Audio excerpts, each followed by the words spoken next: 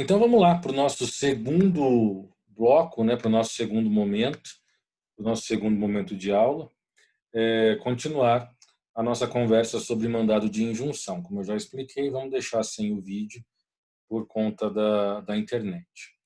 Então a gente estava comentando sobre a diferença, terminamos o bloco anterior falando da diferença entre a de impromissão e mandado de injunção. Vamos seguir no nosso material, falando do conceito. O conceito do mandado de injunção, ele estabelece o seguinte, deixa eu pegar aqui uma outra cor, trata-se de remédio posto à disposição de quem se considera qualquer pessoa titular de qualquer daqueles direitos, liberdades ou prerrogativas inviabilizados, né, por falta de norma regulamentadora. É importante, né, nós compreendermos que quando nós falamos de omissão, a omissão é da norma regulamentadora. Quando a gente fala norma regulamentadora, lá naquilo que você estuda em Introdução ao Estudo do Direito, a gente se refere à lei lato sensu, lei em sentido amplo. Não necessariamente essa norma regulamentadora precisa ser uma lei ordinária ou uma lei complementar. Pode ser um decreto, pode ser um ato normativo qualquer. Então, é ausência de norma regulamentadora. O texto constitucional não estabelece que essa omissão se dá por ausência de lei regulamentadora. Muito cuidado com isso, tá? A previsão, artigo 5º, não é o 70, é o 71, ficou faltando um aqui. Tá? A previsão do mandado de injunção é artigo 5º, inciso 71.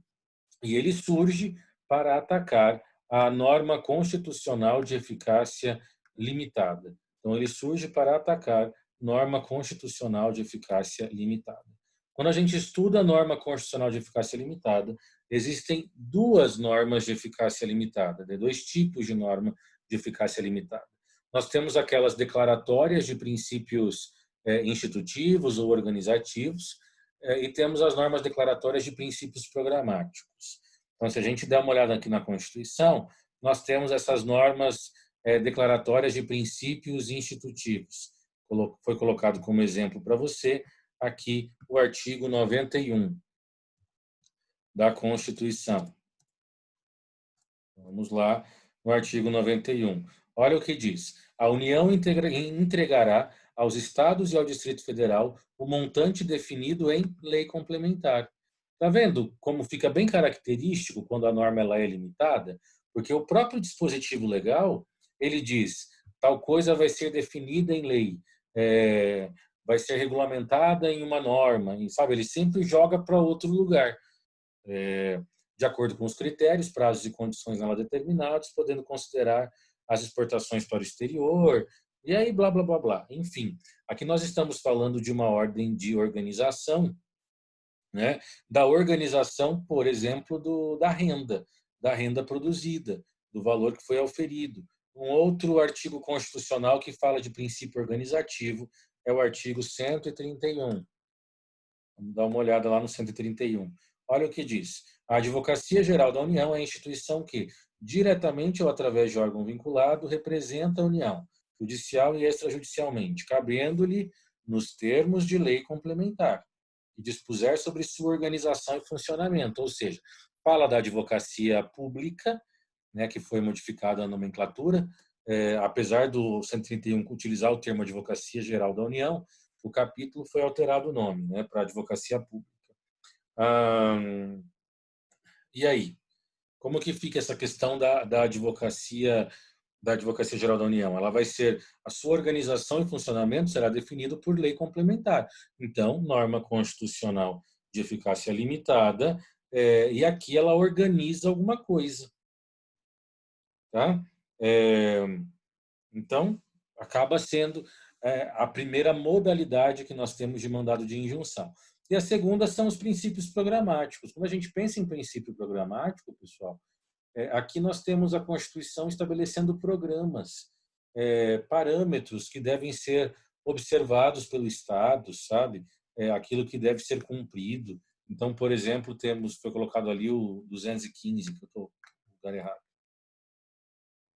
Então, por exemplo, artigo 215, 166, 195, 203, 13 e 215. Aqui ele diz no 215, fala sobre cultura. O Estado garantirá a todos o pleno exercício dos direitos culturais e o acesso às fontes da cultura nacional e apoiará, blá, blá, blá, blá. E aí, enfim, mas o caput não fala nisso. Olha o que diz o parágrafo 2º. A lei disporá sobre a fixação de datas comemorativas de alta significação para os diferentes segmentos étnicos nacionais. Parágrafo 3º, a lei estabelecerá o Plano Nacional de Cultura. Percebe? Aqui, nós não estamos falando da organização, estamos falando de cultura. É um princípio programático. E aí é a norma limitada programática. Independente de qual é a natureza da norma limitada, se ela é organizativa ou se ela é programática, ela pode ser atacada por um mandado de injunção. Aqui o ponto que a gente tem que ter é falta de norma regulamentadora como requisito para a impetração do remédio constitucional. E falta de norma regulamentadora que prejudica o direito do impetrante. Qual é a competência do mandado de injunção?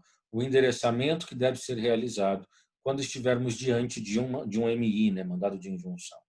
Em regra, quando a gente pensa em concursos de âmbito nacional, provas de amplitude nacional, se cobra a competência federal. Mas é possível impetrar mandado de injunção no TJ. Se, por exemplo, a omissão se dá em relação a uma lei municipal ou a uma lei estadual.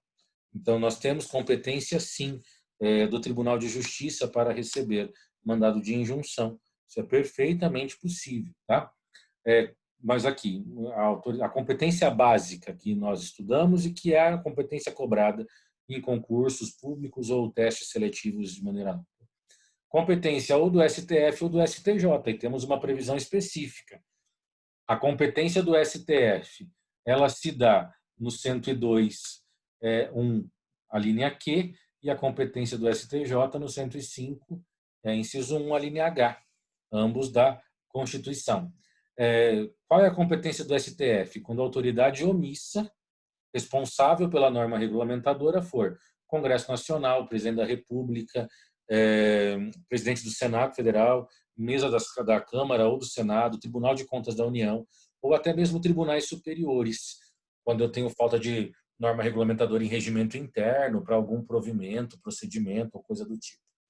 A competência será do STJ quando a autoridade omissa for órgão, entidade ou autoridade federal, administração direta ou indireta, excetuados os casos da competência do STF, né, e órgãos militares, eleitorais e trabalhistas.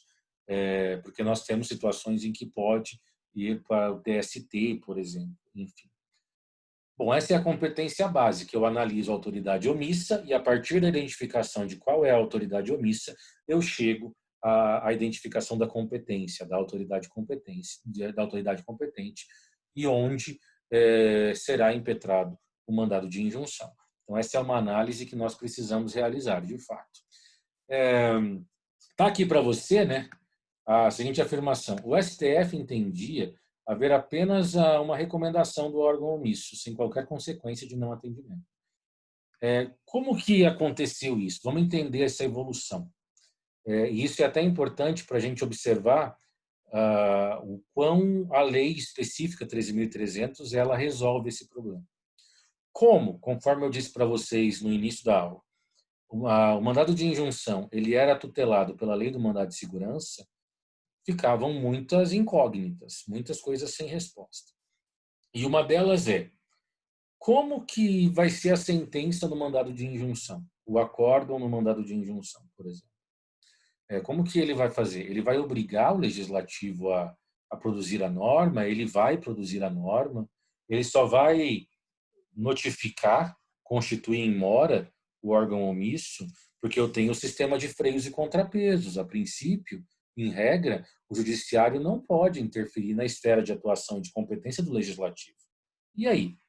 Quando o mandado de injunção começa a ser utilizado, e isso lá no final da década de 80, início da década de 90, o entendimento do STF era que só havia uma recomendação, que ao julgar procedente um mandado de injunção, ele constituiria em mora a autoridade omissa. E só. Era como se fosse um aviso. Tipo, ó, você tem que reproduzir a lei e você não está produzindo, você está atrasado. Era só isso. Ou seja, não tinha nenhuma efetividade. Era uma piada, uma perda de tempo. E isso levou o mandado de injunção a um grande descrédito. Não se utilizava, porque não tinha sentido utilizar. Só para avisar a pessoa que ela não trabalha direito. Isso ela já sabe. Né? Então, não tinha sentido nenhum. O próprio STF, percebendo que isso só gerava problema, em vez de resolver a questão da omissão, ele passou a adotar uma outra posição. Essa posição de só constituir em mora, ela era chamada de posição não concretista, porque ela não concretizava nada, só constituía em mora. Só que daí ele foi de um extremo para outro. Passou a adotar a posição concretista, concretista direta, né? E posição concretista. Por meio dela, o STF dava o direito. Na sentença, no acórdão, né, ele delimitava e regulamentava o exercício daquele direito. E a regulamentação realizada pelo judiciário produziria efeitos até vir a norma regulamentadora, se ela aparecesse um dia. Só que essa posição passou a ser também criticada, porque ela representava uma interferência na autonomia dos poderes. E aí o judiciário cada vez mais se tornando um superpoder. E então se chegou à posição concretista intermediária. E o que era essa posição concretista intermediária? O tribunal daria prazo para a autoridade omissa produzir a norma. E, se a autoridade omissa não produzisse a norma no prazo estabelecido no acórdão, aí o próprio tribunal instrumentalizaria o exercício do direito. E essa era a chamada posição concretista intermediária, que era uma posição muito bem vista, porque ela dava ainda uma chance para a autoridade omissa cumprir o seu papel. E aí o judiciário só se manifestava e concretizava o direito, se realmente a omissão perdurasse. Qual era o problema? A posição adotada era a critério do judiciário. Então, nós tínhamos mandados de injunção em que o STF julgava aplicando a posição não concretista, tínhamos outros que ele julgava aplicando a concretista direta, outro que ele julgava aplicando a concretista intermediária. Então, nunca se sabia de que maneira haveria a regulamentação do direito, porque cada hora o STF tinha decisões em todas as posições, em todas as correntes. E isso gerava uma circunstância de instabilidade muito grande.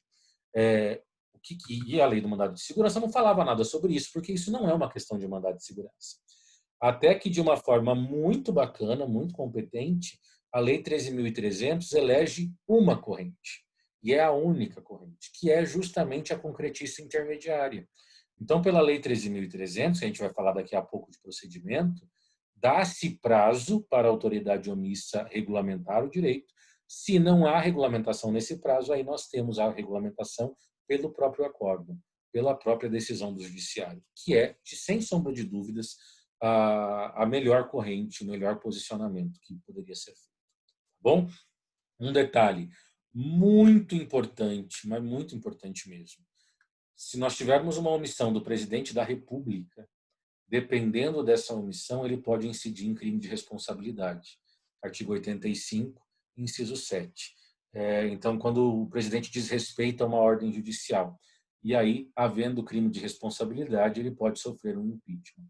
Então, imagine que eu tenho uma omissão do presidente da República, porque é uma ausência de norma regulamentadora, que seria regulamentada por um decreto presidencial, enfim. Nesse caso, ao julgar procedente o mandado de injunção, seria fixado o prazo para o presidente da República regulamentar. Se ele não fizesse isso no prazo, a consequência não seria somente a regulamentação pelo judiciário, mas teríamos a configuração, a prática, a consumação de um crime de responsabilidade, e isso poderia subsidiar um processo de impeachment. Então, acaba sendo bem mais séria a omissão realizada pelo presidente da República. Sujeitos da ação. Essa diferença de ADIM e mandado de injunção a gente já falou. Sujeito ativo. Quem pode impetrar mandado de injunção? Qualquer pessoa, física ou jurídica que é interessado naquela situação, que é interessado naquela questão. Há necessidade de participação de advogado. Bom, essa questão de pessoa jurídica podendo impetrar mandado de injunção, isso se dá a partir do século XX, tá?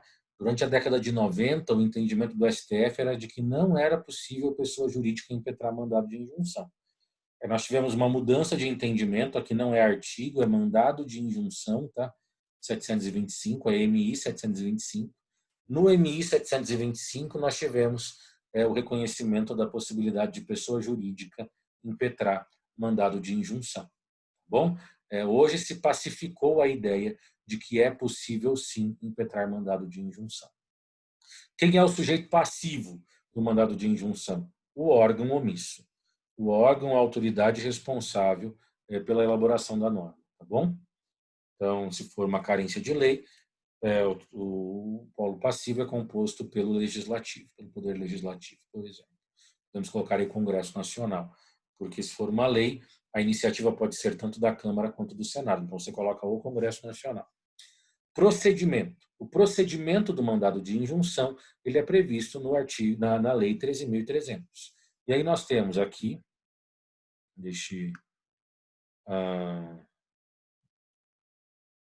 Lei 13.300, nós temos, é uma lei curta, ela tem 15 artigos, olha que maravilha, não teve vacatio legis, a lei entrou em vigor na data da sua publicação.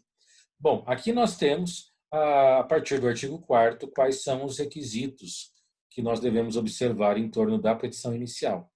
E aí ele diz, a petição inicial deverá preencher os requisitos estabelecidos pela lei processual e indicará, além do órgão impetrado, a pessoa jurídica que ele integra ou que está a ele vinculado. Então, nisso é muito parecido com o mandado de segurança.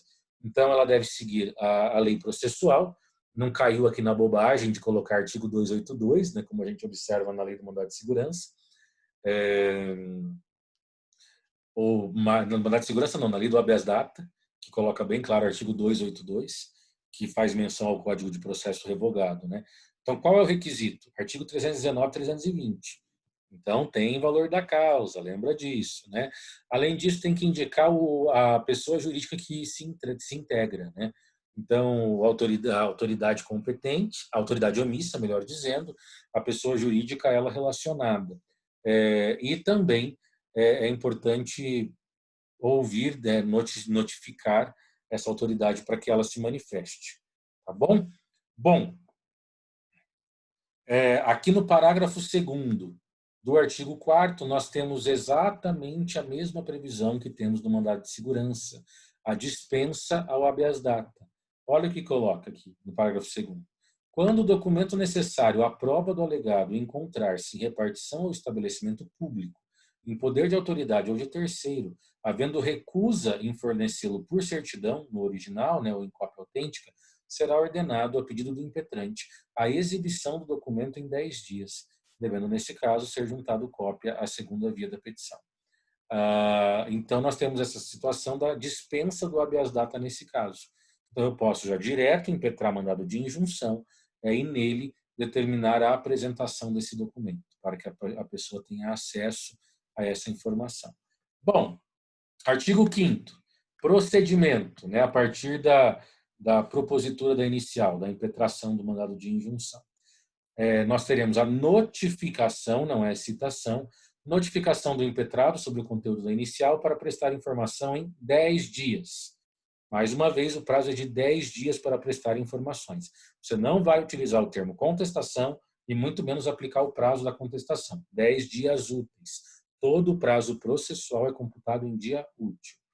Inciso 2 do artigo 5º. A ciência, né, tem que ser dado ciência do ajuizamento ao órgão de representação judicial. Então, tem todo ente público tem uma repartição judicial, que representa judicialmente aquele órgão, procuradoria, enfim. Então, tem que ser dado ciência ao órgão judicial relacionado à pessoa jurídica interessada. Após isso, esse prazo para prestar as informações, o processo vai para o Ministério Público. Será ouvido o Ministério Público também em prazo de 10 dias, é o artigo 7º. Fim do prazo para apresentar informação, será ouvido o MP, que opinará em 10 dias. Só que terminou os 10 dias, com ou sem parecer, os autos serão concluídos para a decisão. Então, aqui, tendo ou não parecer do MP, o processo vai concluído para ser julgado, para termos ali uma decisão. Tá? Aqui no artigo 6º, que nós pulamos, nós temos uma hipótese de indeferimento da inicial, quando não for cabível, não for hipótese de mandado de injunção, né? Quando ele for manifestamente improcedente. Dessa decisão, se for proferida pelo relator, né, cabe agravo, aqui é a figura do agravo interno. E aqui nós temos um grande problema. Olha o que diz o parágrafo único do artigo 6º. Da decisão do relator que indeferir a petição inicial, caberá agravo em 5 dias para o órgão colegiado competente para o julgamento da impetração. Aqui o negócio fica tenso. Por quê, meus queridos? Porque isso é nitidamente um agravo interno, é o recurso cabível em face da decisão do relator para levar para o órgão colegiado. A gente viu isso, né, no 6º semestre. Agravo interno é artigo 1021 do CPC. Só tem um artigo que fala do agravo interno. E qual é o problema? O problema é que o CPC unificou os prazos recursais, né? Então, todos os recursos, exceto embargo de declaração, o prazo é 15 dias. E qual é o problema? Nós temos várias leis específicas que prevêem prazo de 5 dias para agravo interno. E mais do que isso, o regimento interno do STF e do STJ também prevê 5 dias, o prazo para agravo interno. E aí? O prazo é 15, conforme o CPC, ou o prazo é 5, conforme a lei do mandado de injunção? Jovens, resposta: o prazo desse agravo interno no mandado de injunção será 5 dias. Não caia na besteira de achar que dá para interpor agravo interno em 15 dias no mandado de injunção. E a resposta é muito simples, nós estamos diante de uma antinomia. Eu não posso achar que a hierarquia vai resolver. A lei do mandado de injunção é uma lei ordinária, tanto quanto é uma lei ordinária ao CPC. Nos restam 2 critérios. Quais são os próximos critérios? Especialidade e o critério cronológico. Lembrando que o critério da especialidade é mais forte do que o cronológico. Nesse caso, eu estou falando de mandado de injunção. Eu tenho uma lei específica, sigo a lei específica, 5 dias. E além disso, né, nem precisaria da lei específica, ainda que não tivesse lei, ainda que a discussão não parasse nessa questão de ser lei específica. No caso do mandado de injunção, a lei é de 2016, então, cronologicamente, mais nova do que o CPC, que é de 2015. Então, o prazo é 5 dias. Muito cuidado com isso, gente. Muito cuidado com isso mesmo. Prazos em dias úteis, mas não deixa de ser 5 dias. Tá? Cuidado que isso é uma baita de uma pergunta de prova, tá? E nem estou falando da minha prova, não. Estou falando de prova que vocês fazem na vida. Artigo 8º. Aqui vai falar sobre a decisão. A decisão proferida em mandado de injunção. Olha o que diz o caput. Reconhecido o estado de mora legislativa, será deferida a injunção para: inciso 1, determinar prazo razoável para que o impetrado promova a edição da norma. E, inciso 2, estabelecer as condições em que se dará o exercício dos direitos das liberdades. E as condições, né, caso não suprida a mora legislativa, que é o final. Caso não suprida a mora no prazo determinado. Então, aqui nós temos a consagração da posição concretista intermediária. E isso é muito legal. Parágrafo único. Pode o judiciário não determinar prazo e já garantir o direito imediatamente? Pode. Parágrafo único. Será dispensada a determinação a que se refere o inciso 1 do caput, quando comprovado que o impetrado deixou de atender em mandado de injunção anterior o prazo estabelecido da norma. Então, se há uma situação em que já houve um mandado de injunção anterior e não foi respeitado o prazo, então agora não há necessidade de se conferir prazo. Pode já delimitar o direito imediatamente. Tranquilo, né? A decisão em torno do mandado de injunção. Artigo 9º. A decisão terá eficácia subjetiva limitada às partes e produzirá efeitos até o advento de norma regulamentadora. Então, a regulamentação realizada pelo judiciário vai produzir efeitos até vira uma norma regulamentadora. Norma regulamentadora apareceu, morre a regulamentação feita pelo judiciário e passa-se a fazer uso da norma nova, da norma que sempre deveria ter existido.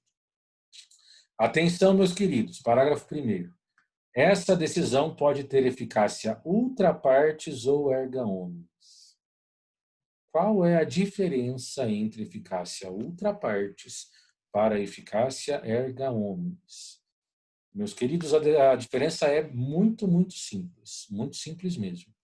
Eficácia ultra partes é quando a eficácia daquela decisão ela ultrapassa as pessoas envolvidas no processo, diretamente envolvidas no processo, mas ela atinge uma quantidade limitada de pessoas. E essa limitação é feita pela própria decisão. Tá? Então, vamos imaginar que é um mandado de injunção impetrado por um professor, e aí se concede eficácia ultra parte para os professores daquela cidade, da cidade daquele professor, por exemplo. A eficácia erga omnes é para todo mundo, para toda a categoria. Então, aí nós temos uma amplitude muito maior. A abrangência é bem mais ampla. Tá bom? Outro ponto também aqui importante, transitada em julgada a decisão, seus efeitos poderão ser estendidos aos casos análogos, por decisão monocrática do relator. Jovem, preste atenção nisso. Cuidado com a pegadinha também. Mandado de injunção não está entre as previsões permissivas do artigo 932 para o relator julgar monocraticamente. Mas, se eu já tenho mandado de injunção julgado anteriormente sobre o mesmo assunto, aí o relator está autorizado a julgar monocraticamente, baseado no julgamento anterior. Tá? Muito cuidado com isso. Artigo 11, a norma regulamentadora posterior, né, à decisão, ela tem efeito ex nunc, ou seja, ela não retroage, não tem, não haverá, não vai retroagir essa norma posterior. Bom, né, aqui no material nós temos essa previsão. Coloquei aqui para você, e isso é importante, tá? O entendimento que nós temos até hoje, até o momento, é que não é possível liminar tutela de urgência em mandado de injunção. Muito cuidado com isso. Você vai encontrar muita publicação da época em que o mandado de injunção era tutelado pela lei do mandado de segurança, defendendo a possibilidade de liminar em mandado de injunção. Você vai encontrar muito artigo falando sobre isso. O entendimento é pacificado, e é pacificado já há algum tempo.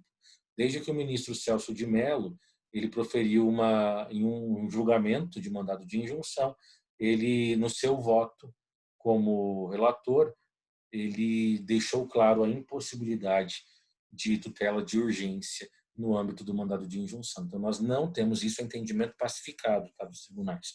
Não há liminar em mandado de injunção, não precisa nem pedir. Tá? Tanto que a lei nem fala sobre essa possibilidade de liminar. Nós temos a previsão de mandado de injunção coletivo. O mandado de injunção coletivo, ele é previsto. Ele é previsto na lei específica, a partir do artigo 12. O rito, o procedimento é exatamente o mesmo. Mas quem pode impetrar mandado de injunção coletivo? Ministério Público, que não está no rol do mandado de segurança coletivo. Então, também presta atenção nisso, jovenzinho, porque o examinador adora ficar fazendo confusão de legitimado. Então, MP, partido político com representação no Congresso Nacional, e isso está no mandado de segurança também, organização sindical, entidade de classe, associação, em funcionamento há pelo menos um ano, isso também está. E aqui nós temos também Defensoria Pública, como legitimada para impetrar mandado de injunção coletivo. Artigo 13, muito importante para a gente já caminhar para o fim do nosso encontro, da nossa aula, artigo 13. Olha o que diz. No mandado de injunção coletivo, a sentença fará coisa julgada limitadamente às pessoas integrantes daquela coletividade ou grupo, classe ou categoria, tá? Substituídos pelo impetrante. No caso de ser um sindicato, por exemplo. Qual é o problema? Parágrafo único. O mandado de segurança, desculpe, o mandado de injunção coletivo não induz litispendência em relação aos individuais, mas os efeitos da coisa julgada não beneficiarão o impetrante que não requerer a desistência da demanda individual no prazo de 30 dias, a contar da ciência comprovada da impetração coletiva. Presta atenção aqui no tio. Se eu tenho um mandado de injunção individual, buscando a mesma coisa, buscando uma regulamentação de um direito, e aí uma associação impetra um mandado de injunção coletivo, justamente para regulamentar aquele direito, que tem um individual sobre isso. O mandado coletivo, ele não vai produzir litispendência, ou seja, não vai prejudicar, não vai atingir o individual. Não vai ser considerado litispendência, repetição de ação. Os dois vão tramitar. Qual é o problema disso? Todavia, o autor do mandado individual, ele não será beneficiado pela sentença coletiva, pelo acórdão proferido no mandado coletivo, se, sabendo, a partir do instante em que ele soube da impetração coletiva, ele não desistir do processo em 30 dias, do dele, para daí aderir. Se ele desiste em 30 dias, ele adere ao coletivo, e aí você vai sofrer as consequências do coletivo. Agora, se ele quer tocar sozinho, porque ele acha que o coletivo não vai dar em nada, se eventualmente o coletivo tiver um maior benefício, ele não vai aproveitar esse benefício, porque ele quis continuar sozinho. Tá? Então, muita atenção e cuidado com isso. Certo? Com isso, meus queridos, nós concluímos a nossa conversa sobre o mandado de injunção. E agora, como eu estou no final, eu posso aparecer de novo. Oi para todo mundo. Sendo assim, alguma dúvida? Tudo certo? Tudo sob controle? Sabendo tudo o que vocês precisam saber, né? Só uma última coisa que eu acabei esquecendo de colocar.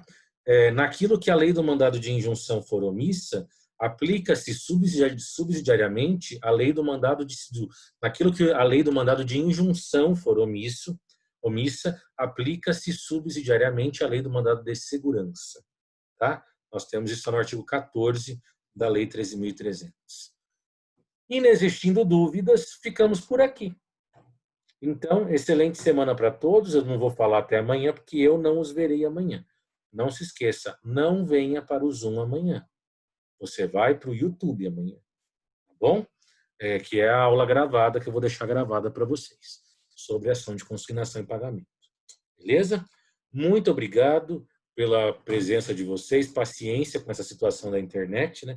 Agora que não precisa, parece que a coisa estabilizou. Enfim, faz parte do jogo. E que ventania, né? Que maravilha. Olha, tem uns pingos na janela. Começou a chover. Tá chovendo, professor, graças a Deus. Olha que coisa. Isso. E não estava ultimamente previsão não serve para nada, né?